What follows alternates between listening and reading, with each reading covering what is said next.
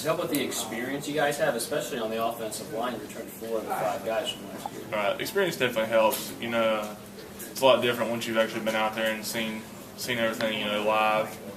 And it helps just knowing kind of what to expect. You know, the first game you always have jitters, but if you've done it before, it's not as bad. But there's still going to be some butterflies. How do you think you match up? I think we'll match up well. It's going to be a great game. Like I said earlier, it's going to be a lot like the LSU game. You know, our offense is going to be really challenged, and you know their offense is very powerful too. So our defense is going to be challenged as well. But we're just going to need to show up, and play our best game. When you guys get doing practice every day, you go home, you get on the computer, television, do you watch ESPN, do you get on social media, the game day, the high, the top? Right. Well, we try to stay away from all that. You know, the seniors and Coach when we talk about, and we try to talk to the rest of the team about not reading the press clippings, not trying to read what they're talking about on the internet, because you get caught up in that, and you know you start thinking things that aren't true, or you know you get something in your head, and then you're not focused on what we need to focus on, and that's just playing our best game. What about facing a 3-man front? You guys don't see too many of those. Right. What challenges is that?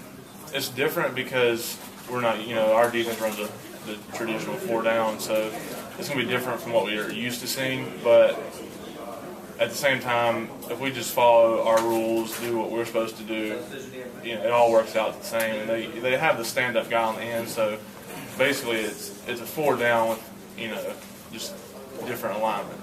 I know you mentioned you try to stay away from all the hype and so forth, but is there not more intensity as a player when you see a Georgia helmet on the field versus a South Carolina State helmet? I mean, is there not more adrenaline for a game like this than just an average? I mean, I guess there probably is more adrenaline. Like, you know, you like to say that there's not, and you know, everybody's plays the same part. Like, you know, each week we come out with the same mentality, but there is a little bit more hype. You know, especially just around campus, there's just a buzz. You know, going around. All the kids are excited. Even the faculty, people are. You know, you walk out of class like we get them Saturday and stuff, and kind of put a little pressure on us. But at the same time, we're just trying to look at every game, you know, play our best, and all work out. How's the physical nature of this camp, do you feel, prepared you for this game, and was this camp more physical than one in years past?